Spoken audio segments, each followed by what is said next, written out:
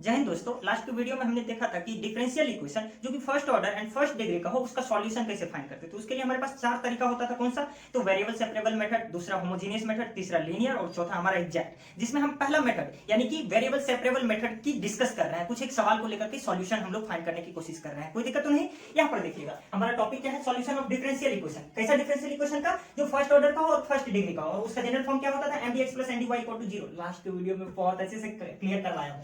और ये हमारा पहला मेथड तो यूज कर रहा हूं, वेरिएबल सेपरेबल मेथड, है ना। ये क्या कहता था भाई साहब, पहले आप वेरिएबल को सेपरेट कर दीजिए, दूसरा काम क्या है, तब इंटीग्रेट कर दीजिए दोनों साइड। दो ही स्टेप होता था हमारा, कोई दिक्कत तो नहीं। हम कुछ सवाल को ले रहे हैं। पहला सवाल हमारे पास कुछ इस प्रकार से y dx minus x dy equal to ये, है ना। तो वेरिएबल को हम सबसे पहले सेपरेट करते हैं, कोई दिक्कत तो नहीं। अब देखिएगा dx यहां पर है, dx यहां पर है, तो एक साइड कर लेते हैं, एक जगह कर लेते हैं, तो इसी को इधर कर लेते हैं। तो हमारे पास इधर से y dx और ये वाला भाई साहब को इधर लेकर के आएंगे तो x y dx, और इस भाई साहब को हम इधर लेकर के आ जाते हैं तो x dy कुछ इस प्रकार से आ जाएगा, देखिएगा। और हम आगे कुछ इस हिसाब से बढ़ रहे हैं। y इन दोनों में क्या है, हमारा कॉमन है, y भी कॉमन है। y कॉमन लेके तो क्या बचेगा, यहाँ से 1 बचेगा, और यहाँ से क्या बचेगा हमारा माइनस में x बचेगा, और dx ये रहा हमारा, कोई दिक्कत तो नहीं। अब देखिएगा यहाँ पर ये क्या है हमारा x dy। अब देखिएगा यहाँ पर x dx यहाँ पर है, तो x वाले टर्म को सबको इस साइड लेकर के आ जा रहे हैं हमारे पास। तो इधर क्या बच रहा है, 1 माइनस x पहले से है, इसमें यदि ये x इधर आएगा तो डिवाइड में ये आ जाएगा, और dx, और ये वाला y को हम उधर भेज दे रहे हैं, तो हमारे पास इधर क्या आ जाएगा 1/y dy। सेपरेट हमने कर लिया, पहला स्टेप हमने क्रॉस कर लिया। अब क्या करना है, इंटीग्रेट करना है both side. We have to integrate both side in order to find the solution of this differential equation. अब देखिएगा हमारे पास ये बच क्या रहा है, तो यहाँ पर ये 1/x है ना, और x को x से डिवाइड करेंगे तो ये हमारे पास क्या बचेगा, यहाँ पर dx अलग भी कर सकते हैं आप, ये माइनस में यहाँ पर क्या बचेगा, सिर्फ dx ये हमारा बच जाएगा। नहीं समझ में आया ना, कोई दिक्कत नहीं, घबराने वाली कोई बात नहीं। तो इसको कुछ इसी हिसाब से कर लेते हैं। कैसे? देखिएगा 1/x को पहले हम करेंगे तो ये वाला 1/x आ जाएगा, माइनस में क्या चीज, तो x को x से डिवाइड करेंगे तो ये 1 आ जाएगा। इसी को कर लीजिए। अगर वो समझ में नहीं आया तो कहीं से जाएंगे, कान इधर से पकड़े या उधर से पकड़े, बतवा एक ही पड़ता है ना, देहाती कहावत है ना। अब देखिएगा इसको हम अलग अलग भी कर सकते हैं या फिर डायरेक्ट कर सकते हैं। 1/x का डिफरेंस मतलब ये इंटीग्रेशन हम फाइंड करेंगे तो ये क्या होता है हमारे पास, log x होता है ना बाबू, ये log x। यहाँ से फिर माइनस में किसका हम इंटीग्रेशन कर रहे हैं, तो ये 1 dx का यानी कि dx का, और ये 1 हमारा यहाँ पर 1 का ये क्या आ जाएगा हमारे पास, तो x हो जाएगा, कोई दिक्कत तो नहीं। यहाँ पर y का इंटीग्रेशन, ये y के सापेक्ष में ये 1/y का इंटीग्रेशन ये क्या आ जाएगा हमारे पास, तो log y आ जाएगा, कोई दिक्कत तो नहीं। अब देखिएगा ये वाला भाई साहब को एक इंटीग्रल कांस्टेंट भी ना जुटेगा हमारा, इंटीग्रल कांस्टेंट हम c बोल देते हैं। ये वाला भाई साहब इधर आ जाएगा हमारा, तो यहाँ पर क्या है log x माइनस में log y हो जाएगा, कोई दिक्कत तो नहीं। अब देखिएगा इधर ये हम करेंगे तो यहाँ पर क्या आ जाएगा, तो इसको इधर कर लेते हैं, तो c प्लस एक्स ये हमारा आ जाएगा यहाँ पर c प्लस में x, कुछ इस तरीके से आ जाएगा। अब x minus log x minus log y को मैंने बोला था क्या चीज की, यदि माइनस रहे तब डिवाइड हो जाता है, x बटे y हो जाता है, यदि प्लस रहता तो ये दोनों मल्टीप्लाई हो जाता है। तो यहाँ पर ये आ जाएगा हमारे पास, इधर क्या आ जा रहा है, तो c प्लस x, कुछ इस हिसाब से। मैंने बोला था इधर से log लेकर के उधर जाते तो e के पावर x, e के पावर समथिंग हो जाता है, e के पावर यहाँ c प्लस x हो जाएगा, ये हमारा इधर से x बटे y। तो ये यहाँ से हम इसको लिख सकते हैं, इसलिए x बराबर क्या आ जाएगा ये हमारे पास, तो y इंटू e के पावर c प्लस x। या तो हम ऐसे लिख सकते हैं, या फिर आप क्या कर सकते हैं ना, कुछ इस तरीके से, ऐसे भी किसी का सॉल्यूशन जा सकता है, ये भी सही है। या फिर हम क्या कर सकते थे, यहाँ पर जो हमने कांस्टेंट इंटीग्रल कांस्टेंट c को इस साइड लिया, तो हम c को तो इस साइड भी ले सकते थे ना भैया। तो हम c को यदि इस साइड लेते तब उस केस में हमारा रिजल्ट किस प्रकार से जाता, तो कुछ इस तरीके से। चलिए जैसे ये इंटीग्रल कांस्टेंट c को हम यहाँ पर ले लेते हैं प्लस c, कुछ इस हिसाब से। अब देखिएगा इसको हम उधर लेकर के जा रहे हैं, तो log y minus log x, log y minus log x ये आ जाएगा हमारे पास, इक्वल में क्या आ जाएगा यहाँ पर, तो ये c माइनस x आ जा रहा है, क्या आ जा रहा है, c माइनस x। अब देखिएगा log y minus log x, मैंने अभी तुरंत बताया था, अगर माइनस रहे तो डिवाइड में आ जाता है, तो log y अपॉन x ये आ जाएगा हमारे पास, इक्वल टू ये क्या आ जा रहा है हमारे पास, c माइनस x, कोई दिक्कत तो नहीं। अब देखिएगा log भाई साहब इधर से उधर जाएगा, तो ये हमारे पास इधर क्या बचेगा, y upon x is equal to c minus x, ये आ जा रहा है e के पावर c माइनस x, कोई दिक्कत तो नहीं समझने में। इसे कुछ अच्छे से मैं लिख देता हूँ, e के पावर c माइनस x। अब यहाँ से y बराबर क्या आ जाएगा, ये हमारे पास x इंटू में e के पावर c माइनस x। ये दोनों रिजल्ट, दोनों हमारा एक ही रिजल्ट है, ठीक ना, बस ये फॉर्म चेंज है हमारा, दोनों हमारा एक ही काम है, हम ऐसे करें। इसलिए मैं ये इसलिए बताया ताकि हर एक सवाल में तो मैं ये क्लियर नहीं करूंगा, यहाँ पर इसलिए बताया कि आप ऐसे बनाए या ऐसे बनाए, दोनों केस में आपका आंसर सही होगा, आपको घबराने की जरूरत नहीं, बस आप आगे बढ़ते रहे। आपका एक ही तरीका, सिर्फ यहाँ ध्यान देना है ना, सबसे पहले आपको वेरिएबल को सेपरेट करना है, दूसरा काम इंटीग्रेट करना है ना। तो अगर आप इतना कर ले पा रहे हैं तो आपका सॉल्यूशन तक आप पहुंच जाइएगा, निश्चित पहुंच जाइएगा। बढ़ते हैं हम अपने अगले सवाल की ओर। दोस्तों हमारा अगला सवाल कुछ इस प्रकार से है, देखिएगा x into y square plus one d x plus y into x square plus one d y equal to zero. यहाँ पर देखिएगा ये m dx ये प्लस में n dy equal to zero, यानी कि m dx plus n dy equal to zero के form में, जहां पर ये m और n क्या होता है, तो x एंड y जो भी वेरिएबल रहता है उसका फंक्शन होता है हमारा। कोई दिक्कत तो नहीं इसे समझने में।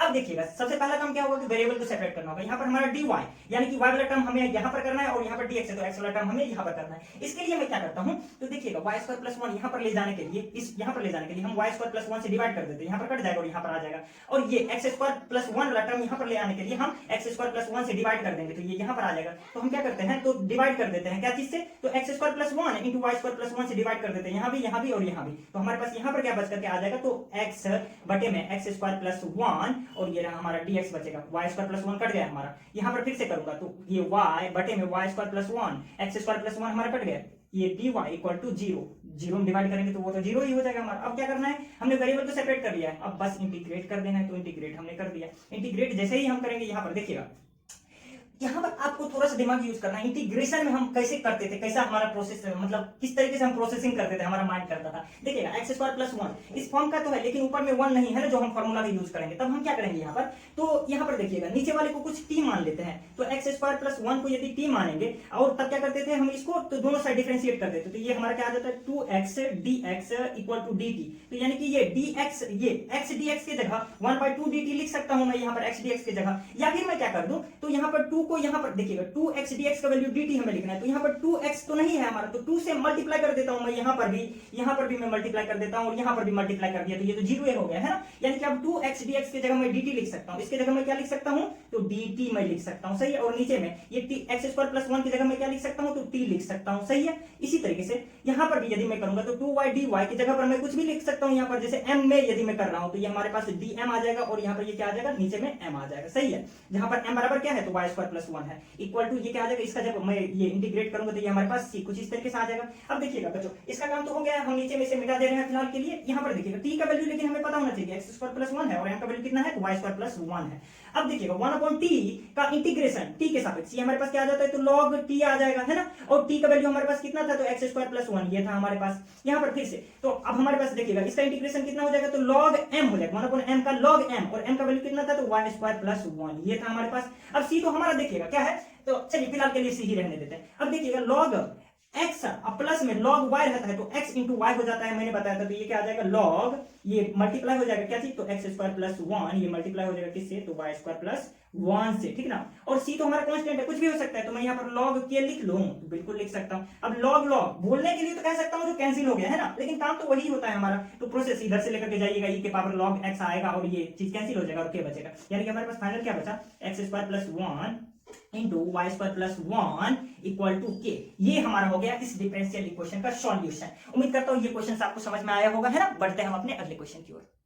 बच्चों हमारा अगला क्वेश्चन कुछ इस प्रकार से दिया हुआ है, सही है। यहाँ पर x वाला और यहाँ पर dy, यानी कि x वाला सारा टर्म यहाँ पर करना है और y वाला सारा टर्म यहाँ पर करना है। तो ये वाला यहाँ पर करने के लिए हम डिवाइड कर देते हैं 1 माइनस e के पावर x से। 1 माइनस e के पावर x से यदि डिवाइड करेंगे तो पहले से यहाँ पर तो 3 e के पावर x और चलता क्या आ रहा है, डिवाइड करेंगे तो 1 माइनस e के पावर x आएगा, सही है। और 10y से डिवाइड कर दे रहा हूँ ताकि ये यहाँ पर आ जाए, और dx ये रहा हमारा।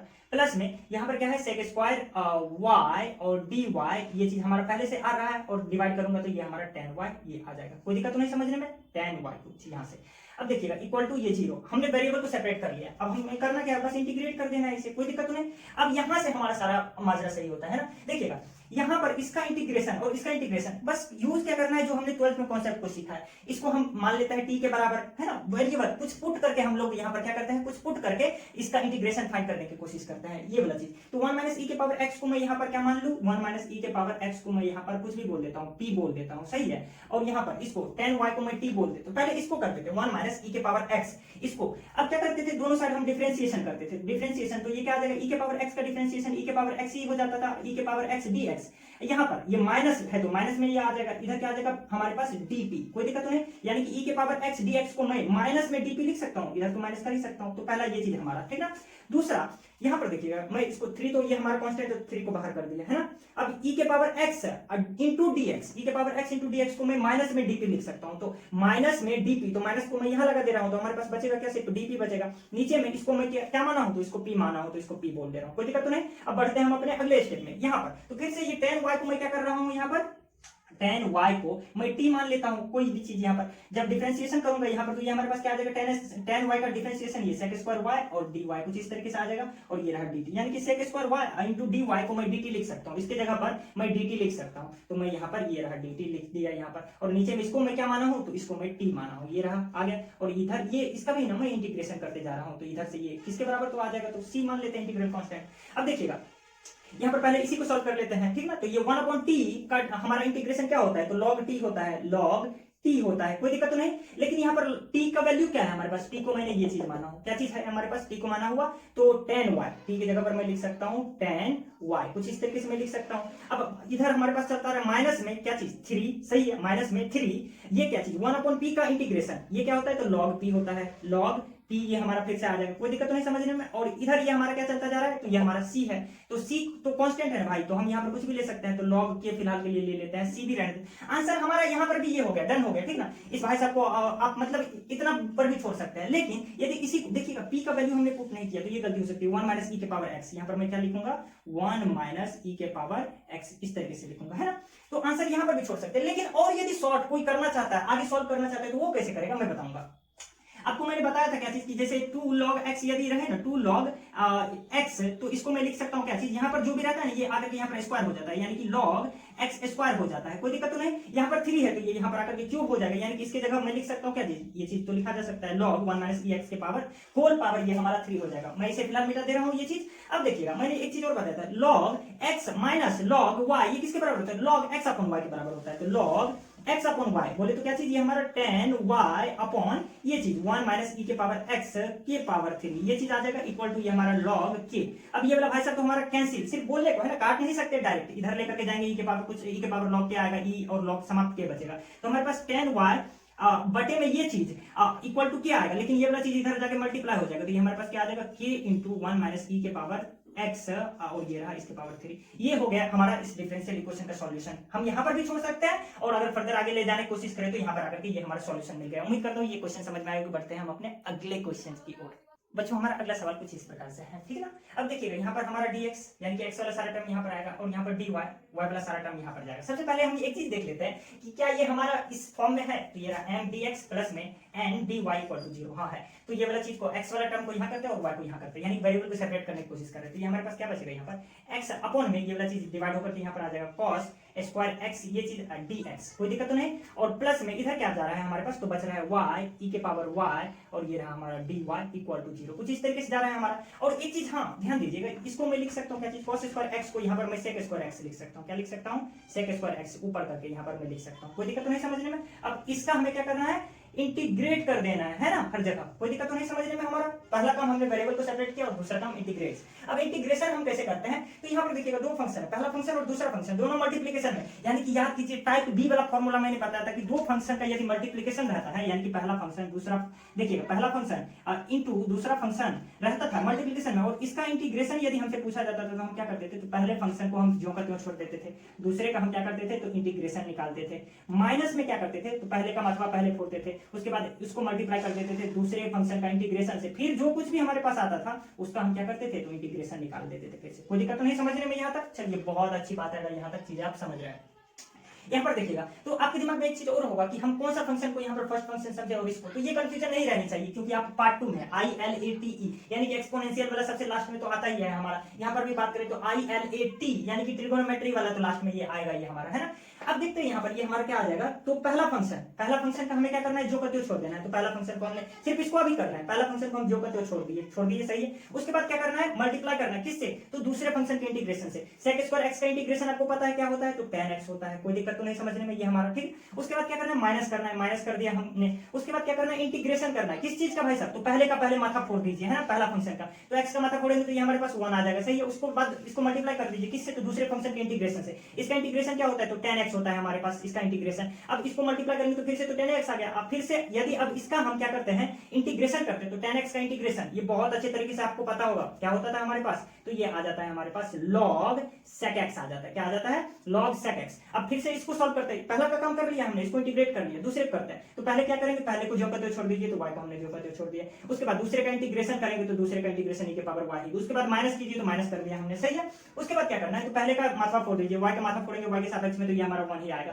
फिर मल्टीप्लाई कीजिए क्या चीज, तो दूसरे फंक्शन का इंटीग्रेशन से, दूसरे फंक्शन का इंटीग्रेशन यही चीज आ जाएगा हमारे पास, सही है। अब इन दोनों को मल्टीप्लाई करेंगे तो यही आएगा। अब इसको क्या करना है, हमें इंटीग्रेट कर देना, फिर से इसको फिर से इंटीग्रेट करेंगे तो हमारे पास e के पावर y ही रह जाएगा। यहां तक समझने में कोई दिक्कत नहीं, समझने में। अब इधर ये हमारा कोई कांस्टेंट c, ये चीज आ जाएगा। अब देखिएगा यहाँ पर ये वाला चीज ना भाई साहब, क्या इसको थोड़ा सा मैं समझाना चाहूंगा, x tan x आंसर तो आप यहाँ पर भी छोड़ सकते हैं बच्चों, है ना, लेकिन थोड़ा सा और सॉल्व कर ले तो ये वाला चीज यहाँ पर माइनस में है, माइनस को यदि हम अंदर भेजते हैं ना तब हम क्या होता है, जैसे यहाँ पर देखिए माइनस लॉग x यदि हो हमारे पास तो ये इसको आगे जब माइनस को अंदर करते हैं तो ये हमारे पास लॉग 1/x हो जाता है, कोई दिक्कत तो नहीं समझने में, ये चीज हो जाता है। तो हमारे पास ये फिर से जब माइनस को अंदर करेंगे तो यहाँ पर प्लस लेकर के लॉग ये क्या आ जाएगा 1/sec x आ जाएगा, सही है। और 1/sec x ये किसके बराबर होता है, तो ये cos x के बराबर होता है, ये लिख सकता हूँ। अब प्लस में, अब देखिएगा ई दोनों में हमारा कुछ कॉमन भी है तो e के पावर y कॉमन है, यहाँ से क्या बचा तो y बचा, और यहाँ से क्या बचा तो 1 हमारे पास बचा, और इक्वल टू ये क्या आया तो c। ये जो चीज है ना ये हमारा इस डिफरेंशियल इक्वेशन का सॉल्यूशन हो गया, ठीक है ना। उम्मीद करता हूँ ये चीजें समझ में आई होगी। बढ़ते हैं हम अपने अगले क्वेश्चन की ओर।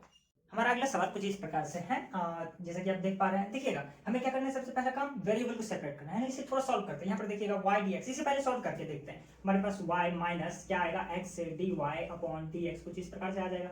यहाँ पर a y स्क्वायर, जब ब्रैकेट को हटाएंगे तो ये हमारे पास a into dy upon dx आ जाएगा। देखिएगा dy अपॉन dx वाला टर्म यहाँ है और यहाँ पर भी है, इस भाई साहब को हम एक साथ कर देते हैं, इसको उधर लेकर के जाएंगे तो यहाँ माइनस में है x, यहाँ पर प्लस में आ जाएगा x dy बाई dx, कोई दिक्कत तो नहीं इसे समझने में, चलिए। और इस वाले ये तो हमारा खत्म हो गया, कोई दिक्कत नहीं है, चलिए उधर लेकर चले गए। अब ये वाला टर्म जो है ना हमारा, ये वाला, इसको इधर लेकर के आ जाए तो माइनस में a y स्क्वायर, कोई दिक्कत तो नहीं, यहाँ तक बहुत अच्छी बात है। अब देखिए यहाँ से कॉमन कुछ आ रहा है, y कॉमन आ रहा है, बच क्या रहा है तो 1 माइनस a y, ये बच रहा है हमारे पास, इक्वल टू यहाँ पर dy अपॉन dx ये कॉमन है हमारा, है ना, तो dy अपॉन dx ये हमारा कॉमन था। अब हमारे पास यहाँ पर बचा क्या तो 1 प्लस x ये बचा हमारा। अब देखिएगा x को हम क्या करते हैं, यहाँ पर इधर आकर के मल्टीप्लाई हो जाएगा तो यहाँ पर ये हमारा dx मल्टीप्लाई हो गया, कोई दिक्कत तो नहीं समझने में, ये वाला dx यहाँ से खत्म। अब देखिएगा x वाला टर्म हमारा यहाँ पर आएगा, जो कुछ भी आएगा क्योंकि dx हमारा यहाँ, तो इसको इधर में करूंगा तो 1 अपॉन क्या आ जाएगा a प्लस एक्स और dx, ये चीज आ जाएगा। और इस भाई साहब को अगर मैं उधर लेकर के जाऊं तो ये हमारे पास क्या आ जाएगा 1 अपॉन y, और ये रहा 1 इंटू यहाँ पर क्या y into 1 minus a y, कुछ इस तरीके से dy ये हमारा आ जाएगा। ये वेरिएबल को मैंने क्या कर लिया हो, सेपरेट कर लिया हो, है ना। अब हमारा काम क्या होगा तो इसे इंटीग्रेट कर देना है ना, both side we have to integrate in order to find the solution of this differential equation, है ना। अब देखिएगा इसका यहाँ पर ये तो हमारा लीनियर है ना, लीनियर, इसे हम क्या x की तरह ट्रीट करेंगे, तो ये हमारा 1/x है। 1/x का डिफरेंशिएशन क्या होता है हमारा, माफ कीजिएगा इंटीग्रेशन क्या होता है हमारा, तो ये log x होता है, तो मैं यहाँ पर log x लिख सकता हूँ और x की जगह पर ये है हमारा, तो a प्लस एक्स, मैं इसे यहाँ इस तरीके से लिख सकता हूँ, कोई दिक्कत तो नहीं। अब इसको यदि मैं सॉल्व करूँ, इक्वल का साइन है तो इक्वल कर दिया, इसे यदि अब मैं सॉल्व करूँ तो ये हमारे पास क्या आ जाएगा, ध्यान से देखिएगा। तो सबसे पहले इसे मैं तोड़ करके लिख लेता हूँ, है ना। वैसे तो मैं यहाँ पर यूज कर सकता हूँ क्या चीज, इंटीग्रेशन बाय पार्ट, है ना, लेकिन उसका यूज ना करते हुए डायरेक्ट नॉर्मली आपको ये सोचने के लिए बताता हूँ। देखिएगा मैं इसको ऐसे लिख सकता हूँ 1 अपॉन y, यहाँ पर प्लस में क्या चीज तो a upon 1 minus a y. देखिएगा जब इसको सॉल्व कीजिएगा तो नीचे में क्या आएगा हमारे पास तो y into 1 minus a Y, सही है। जब यहाँ पर देखिएगा ये एलसीएम हो गया दोनों का हमारा, इससे डिवाइड कीजिएगा तो ये कैंसिल, यानी कि ये वाला चीज इससे मल्टीप्लाई होगा, तो यहाँ पर 1 माइनस ए वाई आ जाएगा, बीच में प्लस का साइन दे दिया। उसके बाद क्या है कि जब इससे आप डिवाइड कीजिएगा, ये एलसीएम है तो सिर्फ y बचेगा, y को इससे मल्टीप्लाई कीजिएगा तो ए वाई हमारा आ जाएगा। अब ए वाई माइनस में ए वाई प्लस में, ये चीज तो हमारा खत्म हो गया, यानी कि 1 अपॉन इतना इसको मैं इसके बराबर लिख सकता हूँ, कोई दिक्कत तो नहीं समझने में। अब हमें क्या करना है, इसका इंटीग्रेशन फाइंड करना है ना, सेपरेट कर लिया मैंने, अलग अलग कर दिया। अब क्या करना है देखिएगा, इधर का तो हो गया, अब इसका करना है तो 1 अपॉन y, है ना, यहाँ पर dy, माफ कीजिएगा y के सापेक्ष ना, है ना, तो यहाँ पर ये क्या आ जाएगा हमारे पास तो log y, क्या आ जाएगा log y। और इसका इंटीग्रेशन यदि हमें फाइंड करना है किसका, तो ये वाला चीज a अपॉन में 1 माइनस ए वाई, इसका यदि इंटीग्रेशन हमें फाइंड करना है तो ध्यान दीजिएगा, इसको मैं पुट कर देता हूँ कुछ t के बराबर कर देता हूँ। 1 माइनस ए वाई को मैंने मान लिया क्या चीज t, जब डिफरेंशिएशन इसको करूंगा दोनों साइड तो ये हमारे पास क्या आ जाएगा, तो माइनस है तो माइनस a, और उसके बाद ये रहा dy और यहाँ पर dt, यानी कि a dy को मैं dt लिख सकता हूँ, यहाँ पर माइनस को मैं यहाँ से हटा करके इधर रख दूं तो यहाँ पर a dy को मैं माइनस में dt लिख सकता हूँ, a dy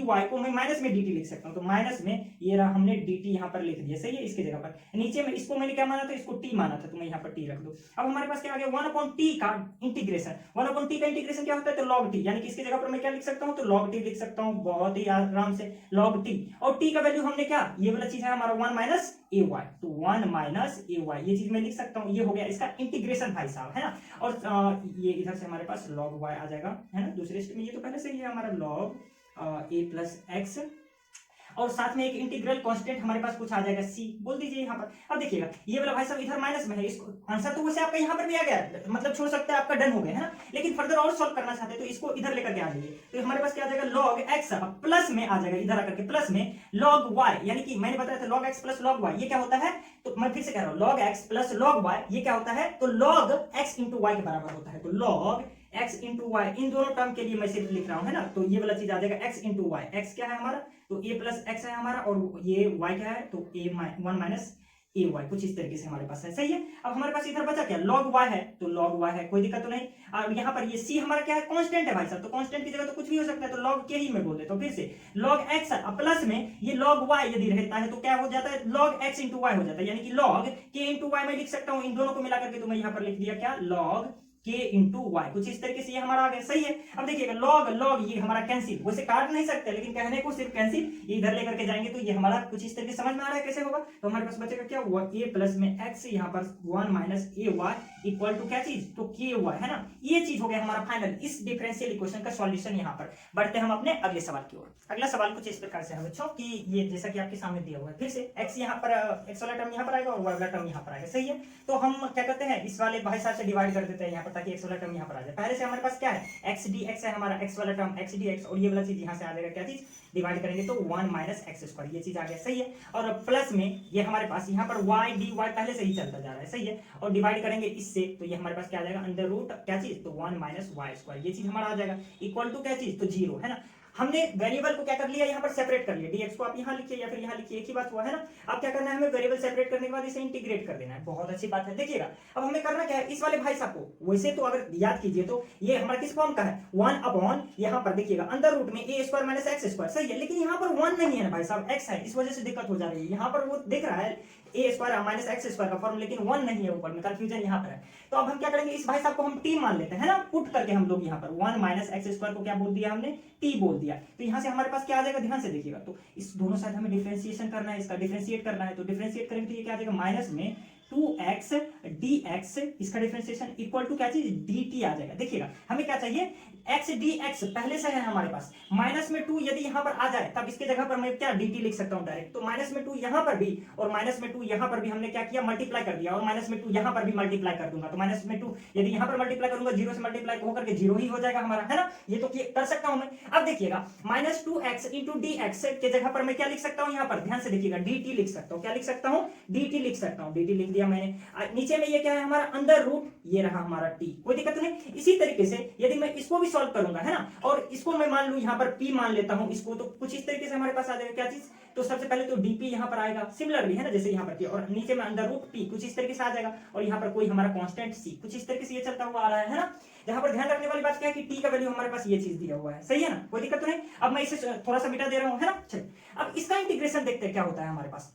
तो सबसे पहले देखते हैं हम इंटीग्रेशन किसका, तो 1 अपॉन रूट टी, इसका इंटीग्रेशन देखते हैं ना। तो सबसे पहले यहाँ पर देखिएगा रूट टी का मतलब क्या होता है यहाँ पर, तो टी के पावर 1/2 है हमारा, यही इसका मतलब होता है ना। और 1 अपॉन टी के पावर 1/2 का मतलब क्या हुआ, तो टी के पावर माइनस में 1/2, यही चीज हुआ ना इसका मतलब। और इसका इंटीग्रेशन क्या होता है हमारे पास, तो याद कीजिए एक्स के पावर, ये हमारे पास कैसे जाता था इसका इंटीग्रेशन, एक्स के पावर एन का क्या करते थे, तो एक्स के पावर एन यहाँ पर dx है ना, तो x के power n plus 1 divided by n plus 1, और एक कांस्टेंट इस तरीके से करते थे हम। तो यहाँ पर भी x हमारा क्या है, यहाँ पर t है, ठीक है, t के पावर जितना भी रहे उसमें एक जोड़ देना है, सही है, और इतना सही हमें डिवाइड भी कर देना, -1/2 प्लस 1। देखिए 1 में से यदि मैं यहाँ पर आधा को घटा देता हूँ तो आधा बचता है, यानी कि t के पावर 1/2 बचता है, और यहाँ पर भी हमारे पास क्या बचेगा, 1 में से आधा को घटाऊंगा तो 1/2 बचेगा, और ये 2 ऊपर में जाकर के मल्टीप्लाई हो जाएगा, है ना, यहाँ से ये यहाँ पर आ गया, यानी कि 2 t के पावर 1/2 यानी कि 2 रूट t मैं यहाँ पर लिख सकता हूँ इसका, है ना। यानी कि फाइनली इसका इंटीग्रेशन किसके बराबर आया, तो 2 इंटू रूट टी के बराबर आया, तो मैं यहाँ पर लिख सकता हूँ क्या चीज, ये चीज और कुछ नहीं है, 2 इंटू रूट टी इसके बराबर ये हमारा आ जाएगा, बहुत अच्छी बात है। इसी तरीके से इसका भी इंटीग्रेशन करूंगा तो मैं मेरे पास क्या आ जाएगा यहाँ पर 2 इंटू रूट टी, कुछ इस तरीके से आ जाएगा हमारा, और इक्वल टू ये यहाँ पर हमारा क्या सी चलता रहा है, टी का वैल्यू और पी का वैल्यू अब मैं क्या कर रहा हूँ, पुट कर दे रहा हूँ, तो हमारे पास क्या आ जाएगा 2 इंटू में देखिएगा टी का वैल्यू हमारे पास क्या है, तो 1 माइनस एक्स स्क्वायर प्लस में 2 यहाँ पर देखिएगा ये हमारा पी का वैल्यू कितना है, अंडर रूट में ये हमारा आ जाएगा 1 माइनस वाई स्क्वायर, पी का वैल्यू हमने पुट किया यहाँ सी। अब देखिए 2 यहाँ पर भी कॉमन ले लेंगे, कॉमन हमने ले लिया, और कॉमन लेकर के उधर जाकर के डिवाइड कर देंगे तो c/2 आ गया। अब c/2 ये भी तो कांस्टेंट ही है ना हमारा, इस c/2 की जगह पर मैं के भी तो लिख सकता हूँ, चलिए के लिख दिया, तो ये हमारे पास कितना आ गया 1 माइनस एक्स स्क्वायर प्लस में क्या चीज, तो 1 minus y square equal to k. यही चीज हमारा इस डिफरेंशियल इक्वेशन का सॉल्यूशन हो गया। बढ़ते हैं हम अपने अगले क्वेश्चन की ओर।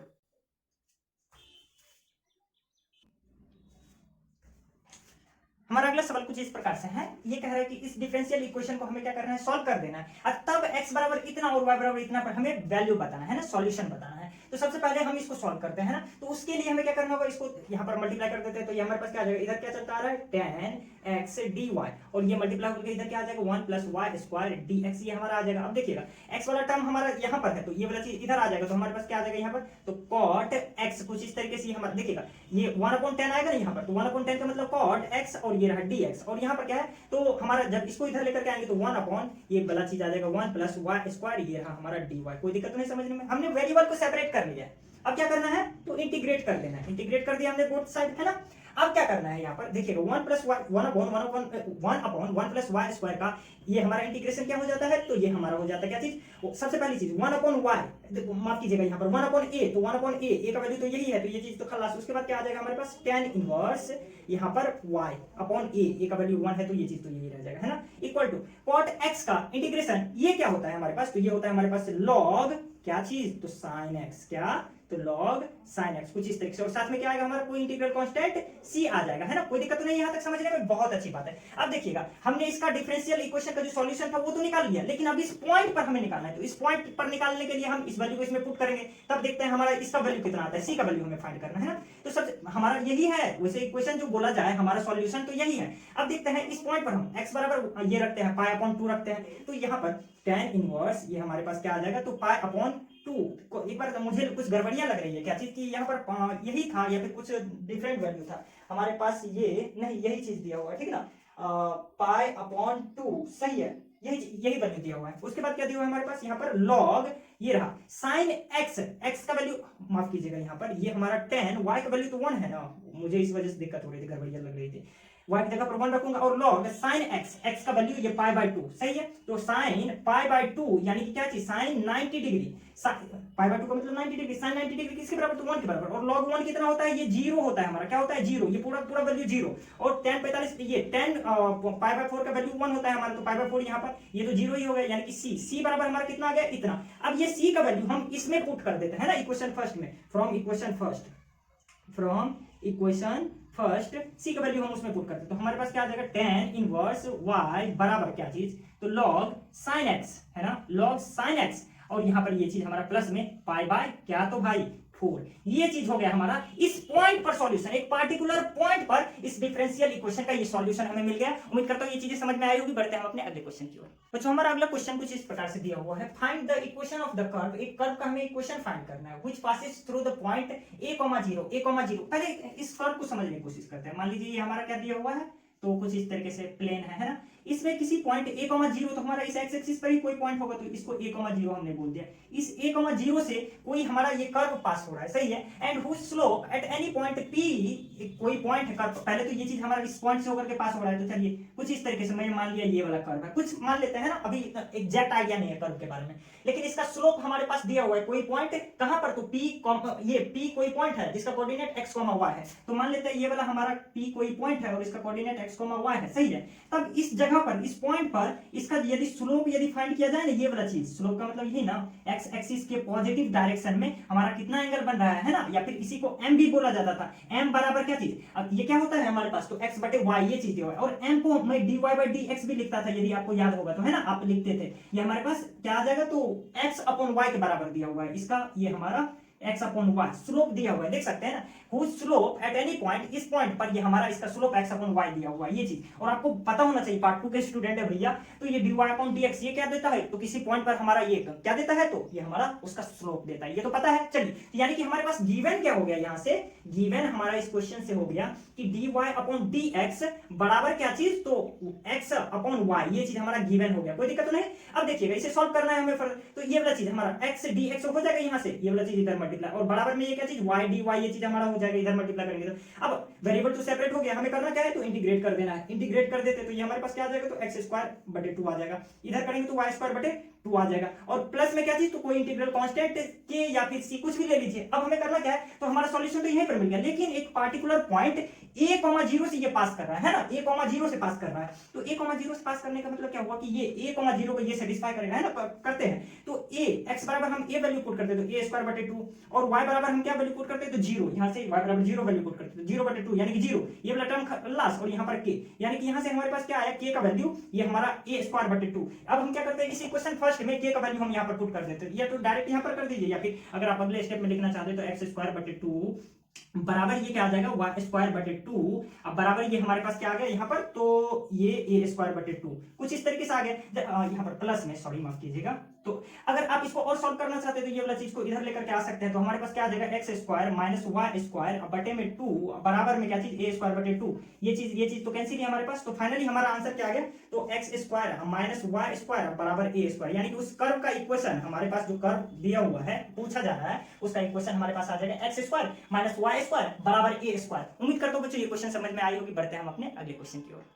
हमारा अगला क्वेश्चन कुछ इस प्रकार से है, the equation of the curve satisfying the DE this one and which passes through the point this one, है ना। हमारे पास पूछा क्या जा रहा है, क्या कि एक कर्व का इक्वेशन बताइए भाई साहब, यानी कि फिल करना है ना, कर्व का इक्वेशन जो कि इस डिफरेंशियल इक्वेशन को सेटिस्फाई करता है ना, और साथ ही साथ इस पॉइंट को भी ये हमारा सेटिस्फाई करता है, इस पॉइंट से होकर के पास करता है ना। तो अब एक बात ध्यान दीजिए कि इस डिफरेंशियल इक्वेशन का सॉल्यूशन जो होगा वही ना ये हमारा इसको सेटिस्फाई करेगा भैया। तो इसका सॉल्यूशन हम सबसे पहले फाइंड करेंगे। तो हमारे पास क्या दिया हुआ है, तो dy अपॉन dx ये चीज दिया हुआ है, और ये प्लस में हमारा ये चीज दिया हुआ है। अगर इक्वल के उस साइड करेंगे तो माइनस में आ जाएगा क्या चीज, 1 plus y square divided by हमारा 1 माइनस ये एक्स स्क्वायर। कोई दिक्कत तो नहीं, यहाँ पर क्वेश्चन यही है ना, कोई दिक्कत तो नहीं भैया, क्वेश्चन में एरर है, यहाँ पर ये प्लस में है, यहाँ पर प्लस में, यहाँ पर भी प्लस में है ना, नजर पड़ गया नहीं तो बड़ा लफड़ा हो जाता। अब देखिएगा क्या चीज, यहाँ से हम x वाले भाई साहब को उधर भेज देते हैं, तो हमारे पास उधर इधर y वाला को इधर कर देते हैं, तो 1 अपॉन 1 प्लस वाई स्क्वायर यहाँ से आ जाएगा, और ये रहा dy, और इधर क्या है हमारा माइनस में क्या चीज, तो 1 अपॉन 1 प्लस एक्स स्क्वायर, ये रहा हमारा dx। कोई दिक्कत नहीं।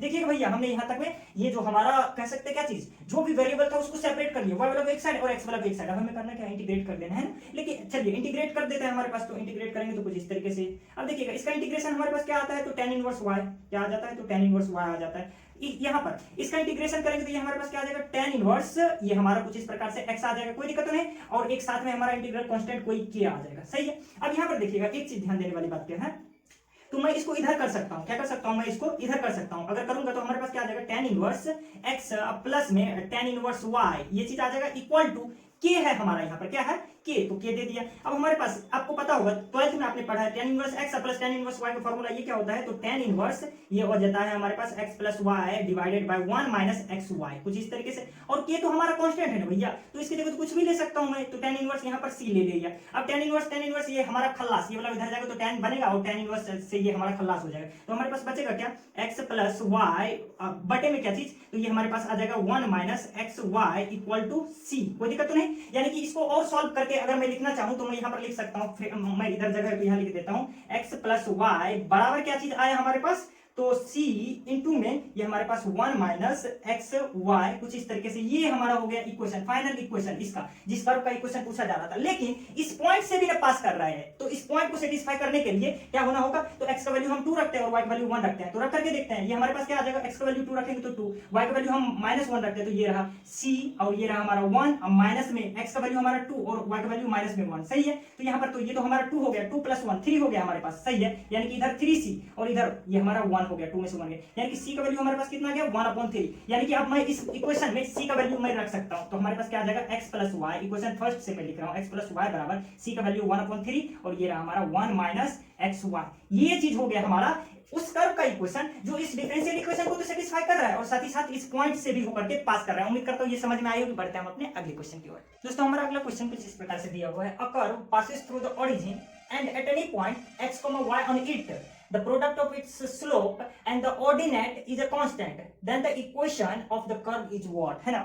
सबसे पहली बात, एक कर्व है कोई जो हमारा इस पॉइंट ओरिजिन से होकर के पास कर रहा है ना, मुझे ज्यादा कुछ पता नहीं है, लेकिन ये कर्व जो है ना हमारा इस ओरिजिन से होकर के क्या हो रहा है, ये हमारा पास कर रहा है, सही है, ओरिजिन से। दूसरा चीज क्या है, eight any point x comma on it, इस पर कोई पॉइंट यदि मैं ले लेता हूं, कोई भी पॉइंट की मैं बात करूं, चलिए जैसे कि मैं इसकी बात कर लेता हूं, ये कुछ इस तरीके से जा रहा है, ये हमारा एक्स कॉमा वाई यहां पर मैं ले लेता हूं, इस पॉइंट पर है ना, इस पॉइंट की यदि मैं बात करूं, इस पॉइंट पर क्या कह रहा है, the product of its slope, है ना, इस पॉइंट पर इसका स्लोप क्या होगा, तो इस पॉइंट पर इसका स्लोप कुछ इस तरीके से पॉजिटिव एक्स, ये पॉजिटिव एक्स एक्सिस के डायरेक्शन में जो हमारा एंगल बनता है उसी का टेंजेंट हमारा स्लोप होता है ना, m, यानी कि स्लोप को हम m बोलते थे, या फिर dy by dx, है ना, dy by dx, इस लाइन का ये जो लाइन जा रहा है हमारा टेंजेंट, इसका स्लोप dy by dx हमारा आएगा, कोई दिक्कत तो नहीं। यहां पर देखिएगा ये dx और dy किसका स्लोप, देखिएगा the product of its slope, the product of its slope and product यानी कि गुना किसका, तो स्लोप का गुना, स्लोप का गुना किसके साथ, तो हमारा ऑर्डिनेट के साथ, ऑर्डिनेट, ऑर्डिनेट समझते हैं, मान लीजिए कार्टेशियन प्लेन में कोई भी पॉइंट हमारा x, y हो, तो पहले वाले को हम एब्सिसा बोलते हैं और दूसरे को ऑर्डिनेट बोलते हैं, तो यहां पर इस पॉइंट पर इसका एब्सिसा x है और ऑर्डिनेट y है, तो यानी कि ordinate product of its slope and ordinate is a constant, ये किसी कांस्टेंट के बराबर है, तो k के बराबर मैं कर दूं, ये चीज हमारा गिवन इंफॉर्मेशन हो गया, कोई दिक्कत तो नहीं, यानी कि गिवन हमारे पास है क्या चीज, dy upon dx into y बराबर क्या चीज, तो k, कोई दिक्कत तो नहीं। अब इसे सॉल्व करते हैं ना, इधर ये जगह को मैं खाली करने के लिए हटा दे रहा हूं। अब हमारे पास क्या बच गया, यहाँ पर ध्यान से देखिएगा, तो y dy ये चीज हमारा बराबर क्या चीज, k dx, कुछ इस तरीके से हमने वेरिएबल को सेपरेट कर लिया, अब हमें करना क्या है, इंटीग्रेट कर देना, हमारे पास बचेगा क्या इधर, तो y स्क्वायर बटे में 2, इधर क्या बच रहा है हमारे पास, ध्यान से देखिएगा, तो ये हमारे पास kx बच जाएगा, कोई दिक्कत तो नहीं यहाँ तक, और साथ ही एक हमारा इंटीग्रल कांस्टेंट c आ जाएगा, यहाँ तक कोई दिक्कत नहीं है, समझने में बहुत अच्छी बात है।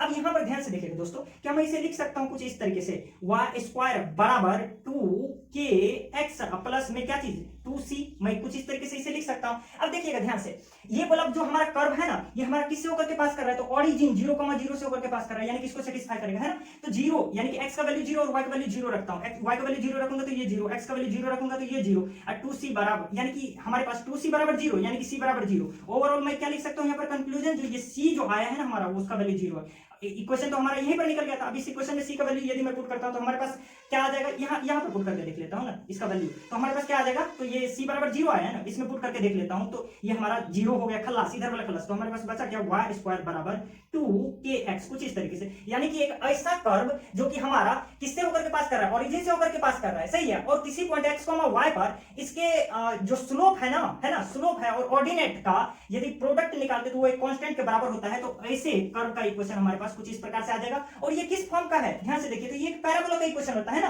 पैराबोला का y स्क्वायर बराबर कुछ इस तरीके से x करके 4x करके जाता था ना हमारा, तो ये पैराबोला का इक्वेशन हो जाएगा, है ना, यानी कि या तो आंसर में ये आ जाएगा या फिर कहीं पर ऑप्शन दिया हुआ रहेगा पैराबोला, इलिप्स, कोई भी चीज का हाइपरबोला, तो वहां पर हम क्या लेंगे, तो पैराबोला, कुछ इस तरीके से ये हमारा आंसर हो जाएगा, कोई दिक्कत तो नहीं। उम्मीद करता हूं ये क्वेश्चन समझ में आए हुए हैं बच्चे।